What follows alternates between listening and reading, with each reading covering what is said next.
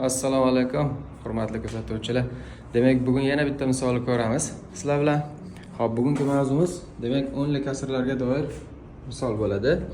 Xo'p, bu misolni qanaqa ishlaymiz? Mana misol. Demak, birinchi o'zlaringiz videoni pauza qilib ishlab ko'ringlar. qanaqa usul bilan ishlaysizlar. Keyin videoni davom ettirasizlar ko'rishni. Xo'p, biz demak nima qilamiz? Birinchi 21,5 ni 20 plus 1,5 deymiz. To'g'ri o'zini yoza olamiz. Xo'p, 20 plus 1,5 deymiz. 21,5 ni 18,5 ni esa 20 minus 1,5 deymiz. Mana 20 ga 1,5 qo'shsak 21,5 bo'ladi. Mana bu sonimiz chiqadi. 20 dan 1,5 ni ayirsak 18,5 bo'ladi. Xo'p, nima uchun unaqa qilganimizni hozir ko'rasizlar. Mahrajda esa qaranglar. 1,5.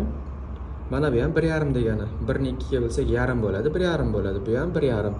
Plusni ikkita tomonida ham bir xil son bor, ya'ni umumiy ko'paytuvchi bor.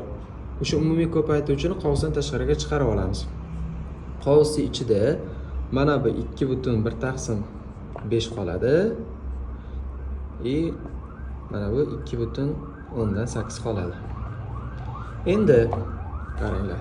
Surati formula bo'lib qoldi. Ya'ni mana bunaqa formulamiz bu qisqa ko'paytirish formulalarida a kvadrat minus b kvadrat bu sonlarning ayirmasi va yig'indisining ko'paytmasiga teng bo'ladi. Ixtiyoriy sonni olib, masalan, 14 kvadratidan 13 ni kvadratini ayir desa, 14 kvadratini topib, 13 ni kvadratini topib ayirib o'tirmaysizlar-da.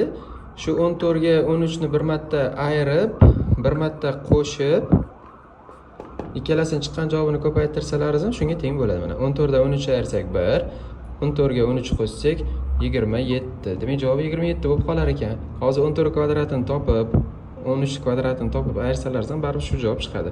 Demak, biz mana shu formuladan foydalanamizda. Mana buni hozir bu mana a plus b, a minus b holatida turibdi. Biz shuni bu holatga o'tamiz. Mana a minus b plus b holatida turibdi. Biz esa a kvadrat minus b kvadrat holatiga o'tkazamiz buni. Ya'ni, xo'p, mana bu to'g'ri o'zini ko'chiramiz.